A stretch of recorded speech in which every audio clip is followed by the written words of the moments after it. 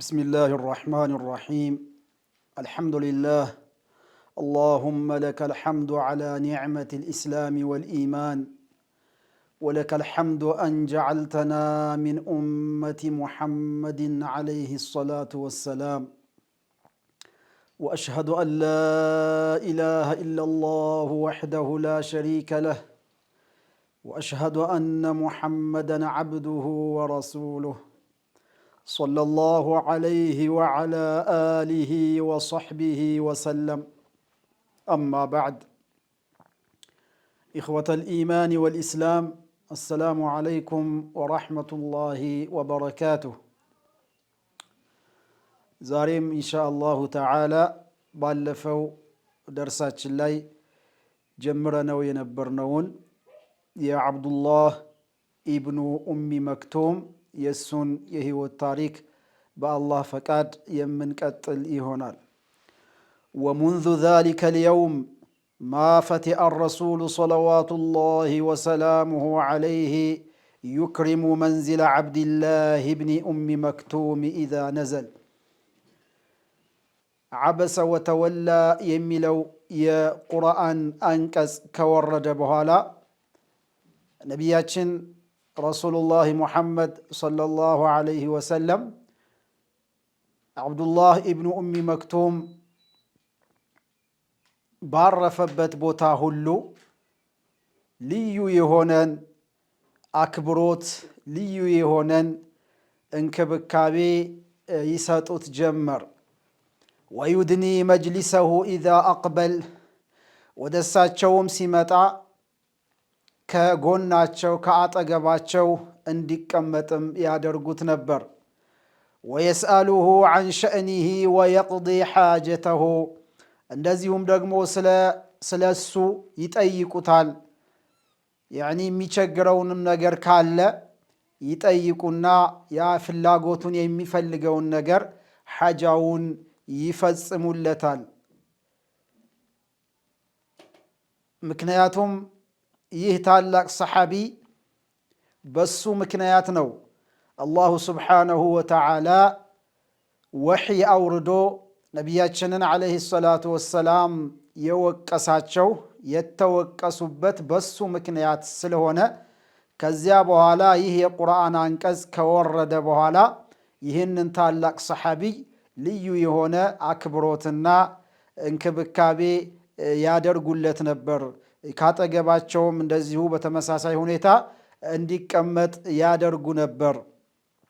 ولما كلبت قريش على الرسول صلى الله عليه وسلم والذين آمنوا معه قريشوች በነቢያችን ዓለይሂ ሰላቱ ወሰላም እና በሳቸው ባመኑት በተከታዮቻቸው ላይ የተለያዩ ችግሮችን ሲያደርሱባቸው واشتد آذاها لهم أذن الله للمسلمين بالهجرة ቁረይሾች በሙስሊሞቹ ላይ ስቃዮችን መከራዎችን ሲያፈራርቁባቸው አላሁ ስብሓነሁ ወተዓላ ለሙስሊሞች ሀገራቸውን ለቀው ስደት እንዲያደርጉ አላህ ፈቀደላቸው።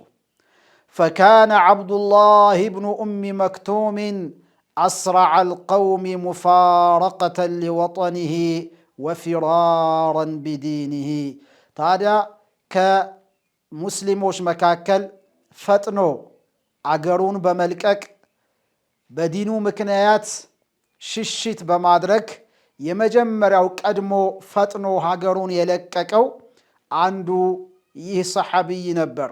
فقد كان هو ومصعب بن عمير أول من قدم المدينة من أصحاب رسول الله صلى الله عليه وسلم ይህ ሰሐቢይና አብዱላህ ኢብኑ ኡሚ መክቱምና ሙስዓብ ኢብኑ ዑመይር ነበሩ። ከነቢዩ ዓለይሂ ሰላቱ ወሰላም ሰሓበቶች መካከል መጀመሪያ ቀድመው ስደት ወደ መዲና የገቡት እነዚህ ሁለቱ ብርቅዬ ሰሓበቶች ነበሩ። ወማ ኢን በለገ ዓብዱላህ ኢብኑ ኡሚ መክቱምን የስሪብ ሐታ ጠፊቀ ሁወ ወሳሒቡሁ ሙስዓብ ኢብኑ ዑመይር يختلفان إلى الناس ويقرئانهم القرآن ويفقهانهم في دين الله تاديا عبد الله بن أم مكتوم مصعب بن عمير مدينة عند درسوا بي بيتو أي جبو قرآن لسوتش ماستمر جمروا እንደዚሁም ደግሞ የዲን الإسلام አስተምህሮ ማስተማር ጀመሩ። እንግዲህ አብዱላህ ኢብኑ ኡሚ መክቱም ምንም አካል ጉዳተኛ ቢሆንም አይነ ስውርም ቢሆንም ነገር ግን ለዲኑ ሲል የተወለደበትን ሀገሩን ያደገበትን ሀገሩን የኖረበትን ሀገሩን በአጠቃላይ ቤተሰቦቹን ሁሉ ትቶ ወደ መዲና ስደት አደረገ ማለት ነው። ስደት ካደረገም በኋላ ከባልደረባው ከሙስዓብ ኢብኑ ዑመይር ጋር አብሮ በመሆን በእያንዳንዱ ቤት እየገቡ ሰዎችን ቁርአን ያስተምሩ ጀመር።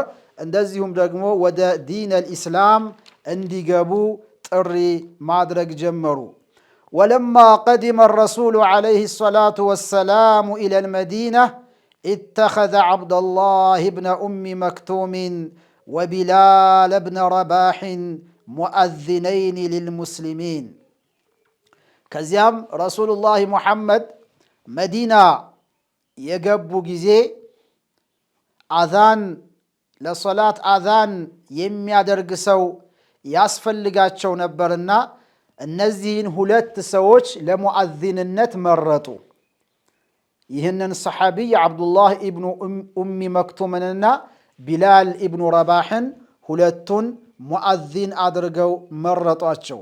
የስደዓኒ ቢከሊመት ተውሒድ ኩለ የውሚን 5 መራት በየቀኑ 5 ጊዜ የተውሒድን ጥሪ አዋጅ እንዲያውጁ እነዚህን ሁለት ሰዎች መረጧቸው። ወየድዕዋን ናሰ ኢላ ኸይር ልዓመሊ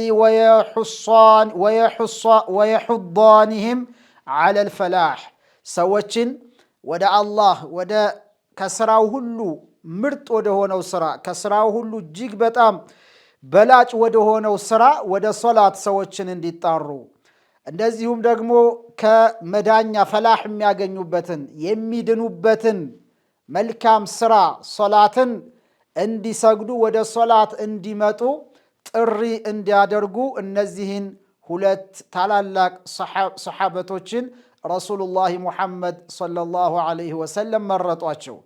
ፈካነ ቢላሉን ዩአዚኑ ወብኑ ኡሚ መክቱምን ዩቂሙ ሰላህ። ታዲያ ቢላል ኢብኑ ረባህ ረዲየላሁ አንሁ እሱ የሶላት ሰዓት ሲደርስ አዛን ያደርጋል። እሱ አዛን ካደረገ በኋላ ኢቃሙን ደግሞ ይህ አብዱላህ ኢብኑ ኡሚ መክቱም ደግሞ ኢቃም ያደርግ ነበር። ወሩበማ አዘነ ኢብኑ ኡሚ መክቱምን ወአቃመ ቢላል። አንዳንድ ጊዜ ደግሞ አብዱላህ ኢብኑ ኡሚ መክቱም አዛን ያደርጋል፣ ከዚያ ደግሞ ቢላል ደግሞ ኢቃም ያደርጋል። በእንዲህ አይነት ሁኔታ መዲና ላይ ሙአዚን ሆኖ ማገልገል ጀመረ ማለት ነው። ወካነ ሊቢላልን ወብኒ ኡሚ መክቱምን ሸእኑን አኸረ ፊ ረመዳን። ለእነዚህ ለሁለቱ ሙአዚኖች ለቢላልና ለዓብዱላህ ኢብኑ ኡሚ መክቱም ረመዳን ላይ ሲሆን ደግሞ የተለየ ሁኔታ ነበራቸው። ፈቀድ ካነ ልሙስሊሙነ ፊ ልመዲነቲ የተሰሐሩነ ዐላ አዛን አሐድህማ ወዩምሲኩነ ዒንደ አዛን ልአኸር። ሙስሊሞች መዲና ውስጥ ያሉ ሙስሊሞች አንደኛቸው ከሁለቱ ሙአዚኖች መካከል አንደኛው ሙአዚን የመጀመሪያውን አዛን ሲያደርግ ረመዳን ላይ ሱሑራቸውን ይመገባሉ። በመጀመሪያው አዛን ማለት ነው። ከዚያ ደግሞ ሁለተኛው አዛን ሲደረግ ደግሞ ከመመገብ ይቆጠባሉ፣ ይከለከላሉ። ካነ ቢላሉን ዩአዚኑ ቢለይሊን ወዩቂዙ ናስ። ታዲያ የመጀመሪያውን አዛን የሚያደርገው ሰዎች ተነስተው ሱሑር እንዲመገቡ ጥሪ የሚያደርገው ቢላል ነበር ረዲየላሁ ዐንሁ። ወካነ እብኑ ኡሚ መክቱምን የተወኸል ፈጅረ ፈላ ዩኽጢኡህ። እንደዚሁም ደግሞ ዓብዱላህ ኢብኑ ኡሚ መክቱም ደግሞ ፈጅርን ይጠባበቃል። ያኒ የፈጅርን ሰላት ፈጅር መውጣቱን ይጠባበቃል። ያኒ አይስተውም ነበር። ያኒ መውጣቱን ፈጅር መውጣቱን ተከታትሎ ያውቅ ነበር እና የሁለተኛውን አዛን ደግሞ ይህ ዓብዱላህ ኢብኑ ኡሚ መክቱም አዛን ያደርግ ነበር። አንዳንድ ጊዜ ደግሞ ያው አይነ ስውር ከመሆኑ ጋር የተነሳ የፈጅር መውጣቱን አያውቅም፣ ያኒ ይሳሳታል። በዚያን ሰዓት ደግሞ ሙስሊሞች አስበሕተ አስበሕተ ይሉታል። ነጋ ነጋ ሲሉት ከዚያ ተነስቶ እሱ አዛን ያደርግ ነበር ረዲየላሁ ዐንሁ።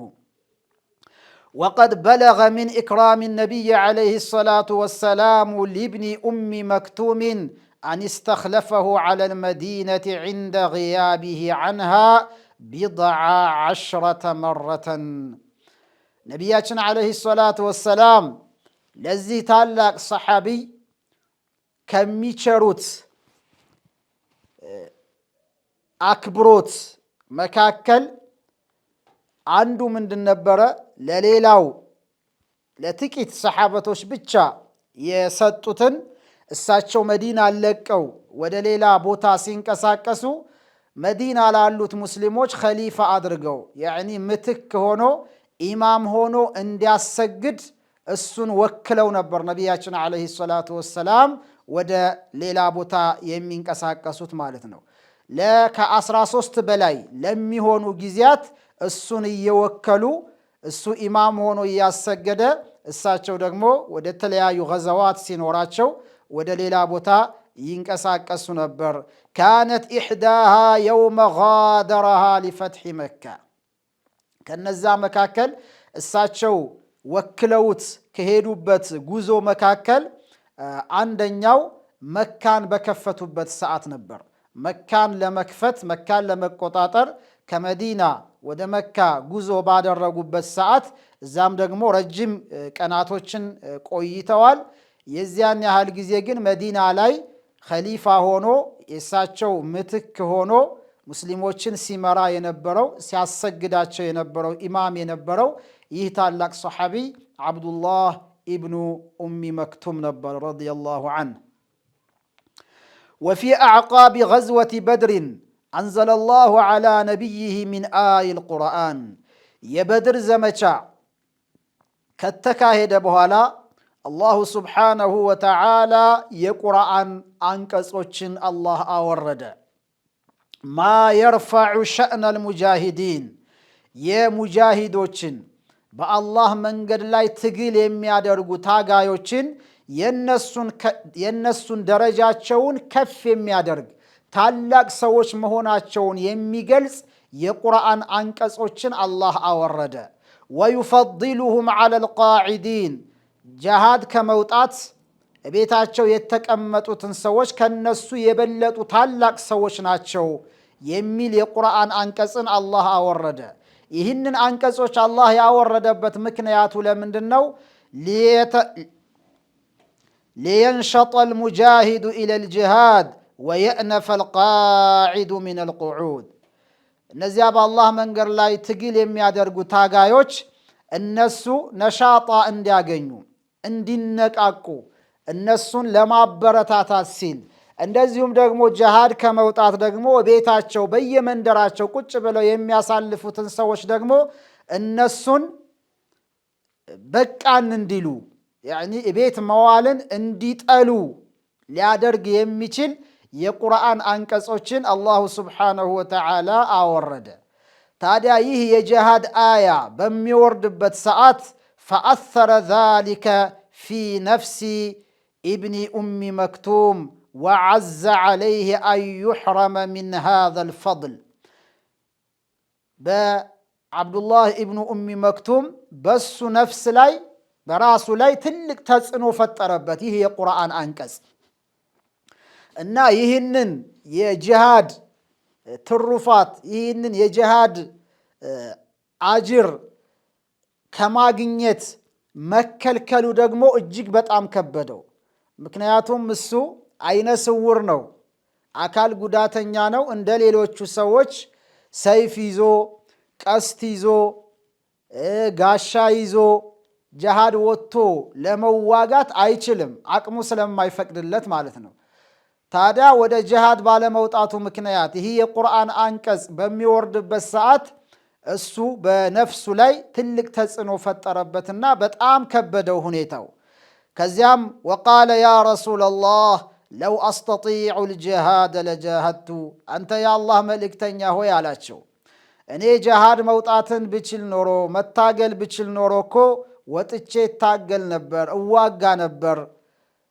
ግን ምን ይደረጋል እንደምታየው እኔ አካል ጉዳተኛ ነኝ አላቸው። ثم سأل الله بقلب خاشع أن ينزل قرآنا في شأنه وشأن أمثاله ممن تعوقهم عاهاتهم عن الجهاد።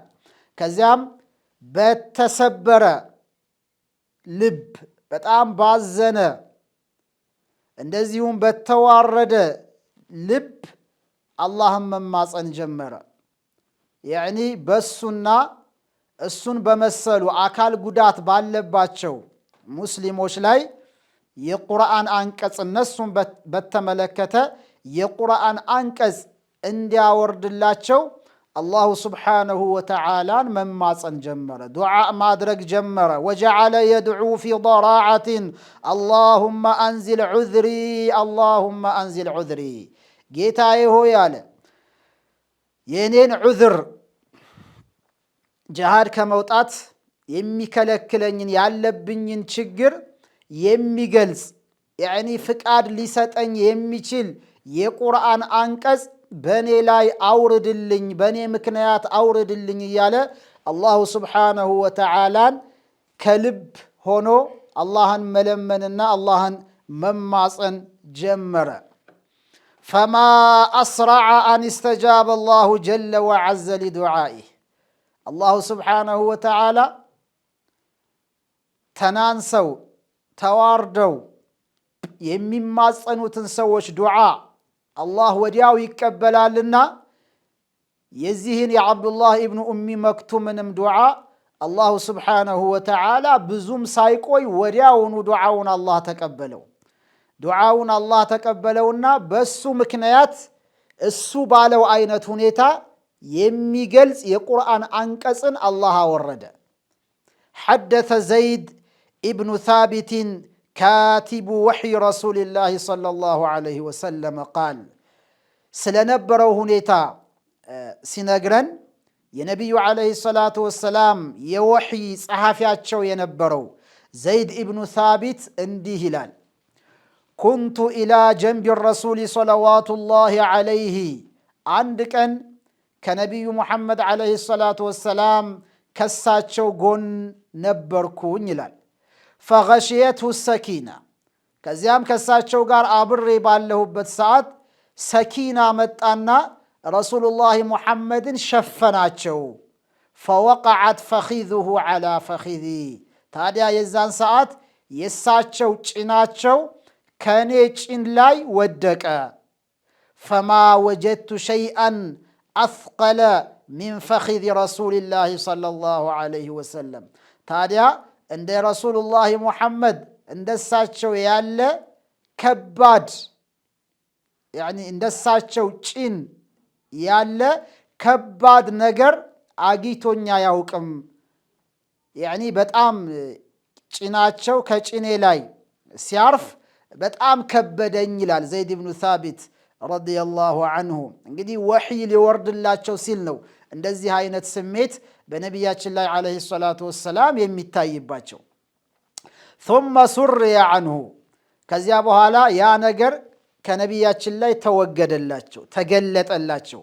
ከዚያ ምን አለ? ፈቃል ኡክቱብ ያ ዘይድ፣ አንተ ዘይድ ሆይ በል ጻፍ አሉኝ አለ። ከዛም እኔ መጻፍ ጀመርኩኝ ይላል።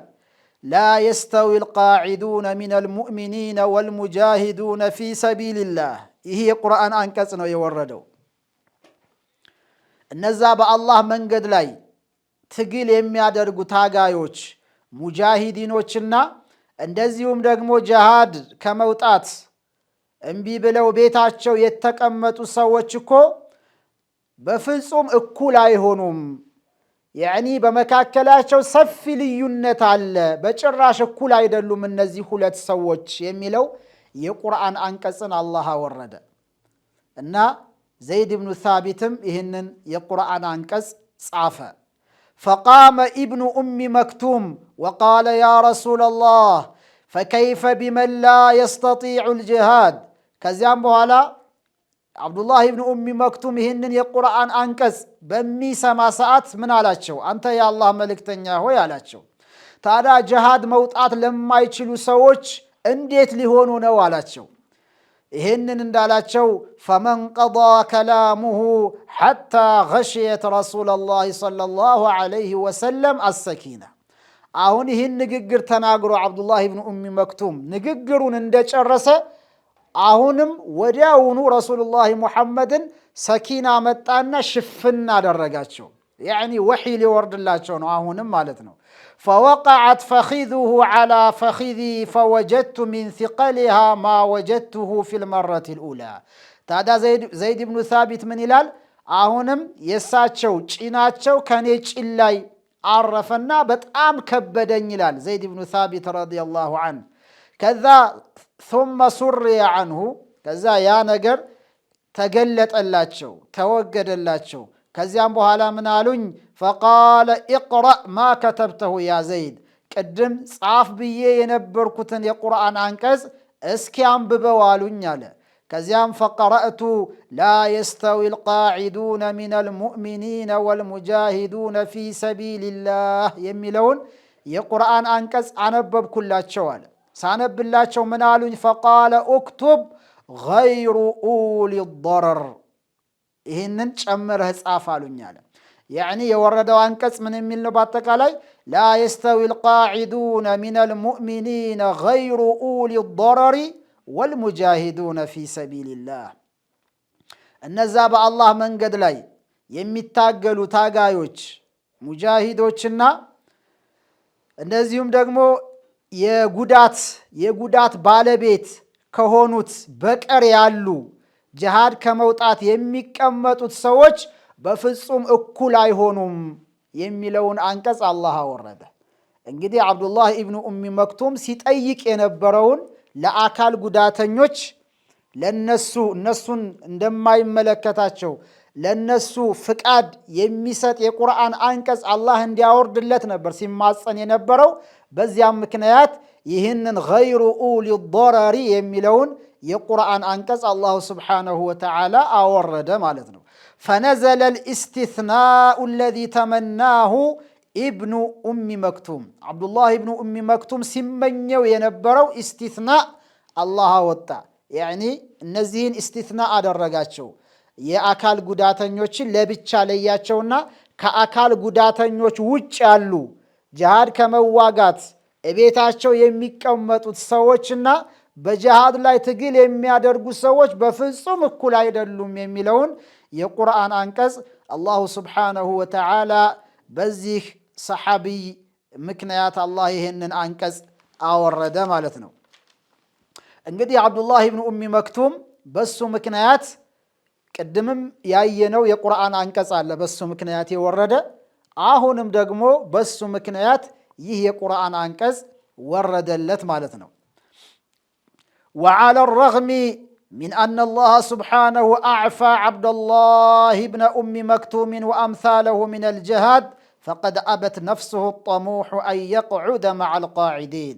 ነገር ግን ምንም እንኳን አላሁ ስብሓነሁ ወተዓላ ለዓብዱላህ ብኑ ኡሚ መክቱምና እሱን ለመሰሉ አካል ጉዳተኞች ጅሃድ ከመውጣት ፍቃድ ያደረገላቸው ቢሆንም ነገር ግን አብዱላህ ኢብኑ ኡሚ መክቱም ጂሃድ አንወጣም ብለው ቤታቸው ከሚውሉት ሰዎች ጋር ግን አብሮ ለማዋል አብሮ ለመቀመጥ ግን በፍጹም አልፈለገም። ወዐቀደ ልዐዝመ ዐለ ልጅሃድ ፊ ሰቢልላህ በአላህ መንገድ ላይ ለመታገል ጂሃድ ለመውጣት ወሰነ።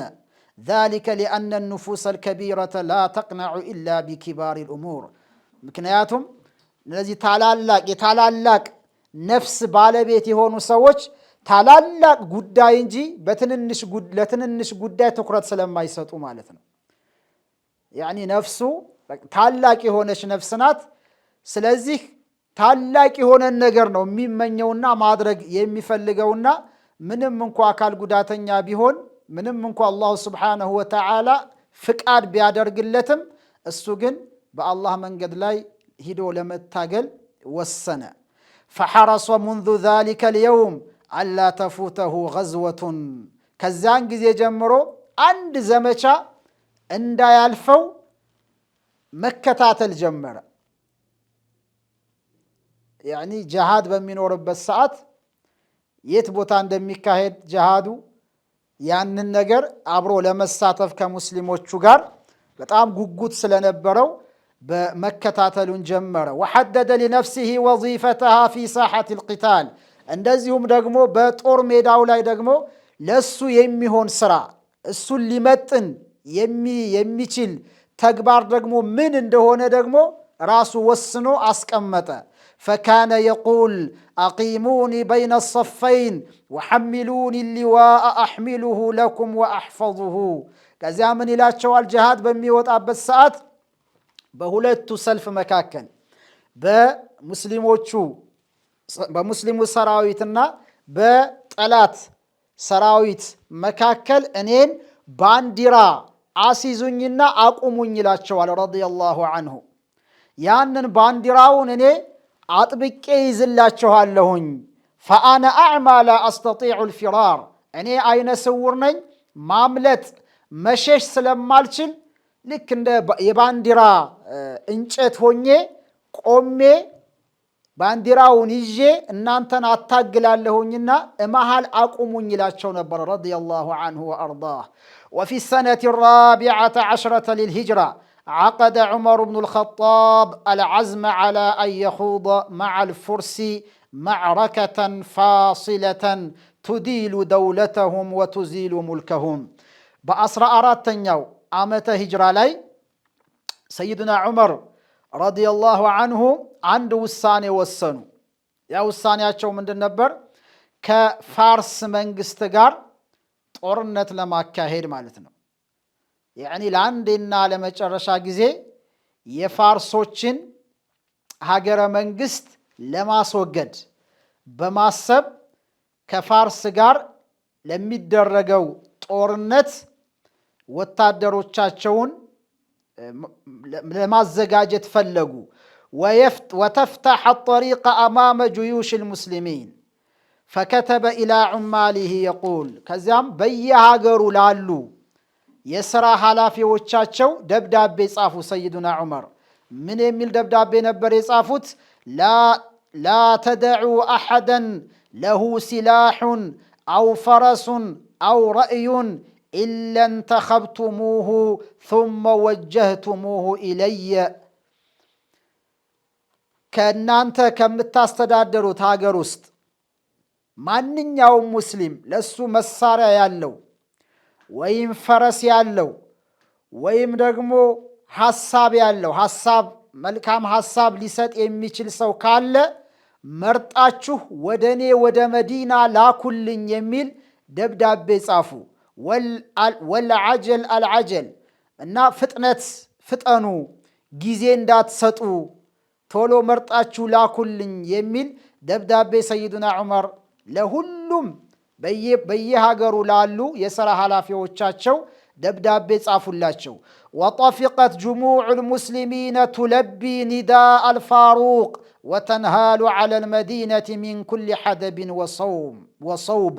ከዚያ በኋላ የሙስሊሙ ጀማዓ የሰይድና ዑመርን ጥሪ ተቀበለ። የሰይድና ዑመርን ጥሪ ተቀብሎ ወደ መዲና ከሁሉም አቅጣጫ ወደ መዲና መትመም ጀመሩ። ወካነ ፊ ጁምለቲ ሃኡላኢ አልሙጃሂዱ አልመክፉፉ አልበሰሪ ዓብዱላህ ኢብኑ ኡሚ መክቱም። ታዲያ ከነዛ ወደ መዲና እየጎረፉ ከመጡት ሙስሊም ሰራዊቶች መካከል አንዱ ማን ነበር? ከነዛ ውስጥ አይነ ስውሩ ይህ ታላቅ ሰሐቢ ዓብዱላህ ኢብኑ ኡሚ መክቱም እሱም ነበር። የሰይድና ዑመርን ጥሪ ተቀብሎ ከፋርሶች ጋር ለሚደረገው ውጊያ እሱም ወታደር ሆኖ ሊዘምት ማለት ነው። ፈአመረ አልፋሩቁ ዐለ አልጀይሽ አልከቢር ሰዕድ ብነ አቢ ወቃስ ወአውሳሁ ወወደዐህ። ከዚያም ሰይድና ዑመር ለዚህ ግዙፍ ሰራዊት ሰዕድ ብኑ አቢ ወቃስን መሪ አደረጉና ሾሙት። ከዚያም ወስየ የአደራ መልእክት አስተላለፉለት። ከዚያ በኋላ ተሰናበቱት። ወለማ በለገ አልጀይሹ አልቃዲስያ፣ ታዲያ ሰራዊቱ ቃዲስያ የምትባለው ቦታ ላይ የደረሱ ጊዜ፣ ቃዲስያ ማለት አሁን ኢራቅ ውስጥ ያለች ግዛት ናት። እዛ ላይ ኢራቅ ላይ የደረሱ ጊዜ በረዘ ዓብዱላህ ኢብኑ ኡሚ መክቱም ላቢሰን ዲርዓሁ ሙስተክሚለን ዑደተሁ። ይህ ታላቅ ሰሐቢ፣ ይህ አይነ ስውሩ ሰሐቢ ዓብዱላህ ኢብኑ ኡሚ መክቱም የጦር ልብሱን ለብሶ ሙሉ ትጥቅ ታጥቆ ብቅ አለ ከሰራዊቶቹ መካከል።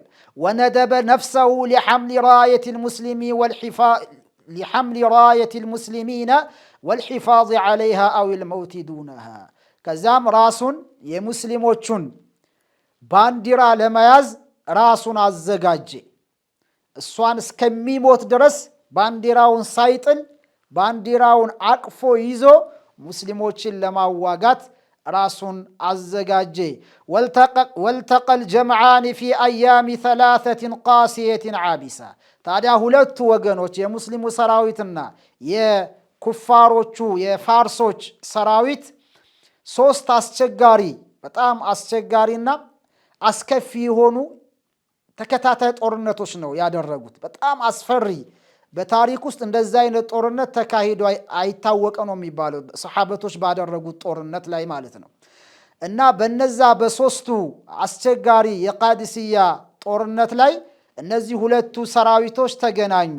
واحترب الفريقان حربا لم يشهد لها تاريخ الفتوح مثيلا حتى انجلى اليوم الثالث عن نصر مؤزر للمسلمين። ያው በሶስተኛው ቀን ድሉ የሙስሊሞች መሆኑ ግልጽ ሆነ። በጣም ኃይለኛ ጦርነት ነው የተካሄደው። በታሪክ እንደዛ አይነት ጦርነት ተካሂዶ አይታወቅም እስከሚባል ድረስ ማለት ነው። እና መጨረሻ ላይ በሶስተኛው ቀን የሙስሊሙ ሰራዊት ድል አገኘ። ወዛለ ዓርሹን ሚን አዕረቂ ዕሩሽ ዱንያ። እዚህ ምድር ላይ እድሜ ጠገብ ከሆኑ ዙፋኖች መካከል በጣም እድሜ ጠገብ የነበረው የፋርስ ዙፋን ተገረሰሰ። ወሩፊዐት ራየቱ ተውሒድ ፊ አርድ ልወተንያ። የተውሒድ ባንዲራ የላኢላሃ ኢላላህ ባንዲራ በጣዖታውያን ምድር ላይ ከፍ ብሎ ተውለበለበ። እንግዲህ ፋርሶች ጣዖት አምላኪዎች ናቸው፣ እሳት የሚያመልኩ ነበሩ።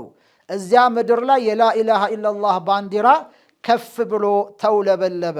ወካነ ተመነ ሃዘ ነስሪ ልሙቢኒ ሚአቱ ሹሃዳ። ነገር ግን ይህ ታላቅ ድል ሙስሊሞች ሲያገኙ ግን እንዲሁ በቀላል አልነበረም። በመቶዎች የሚቆጠሩ ሙስሊሞች በዛ ጦርነት ላይ የህይወት ዋጋ ከፍለውበታል። ወካነ በይነ ሃኡላኢ ሹሃዳ ዓብዱላህ ኢብኑ ኡሚ መክቱም። ታዲያ ከነዚህ ህይወታቸውን ለአላህ ዲን ብለው ህይወታቸውን ከገበሩት ህይወታቸውን ከተሰዉት ሰሓበቶች መካከል ማን ነበር?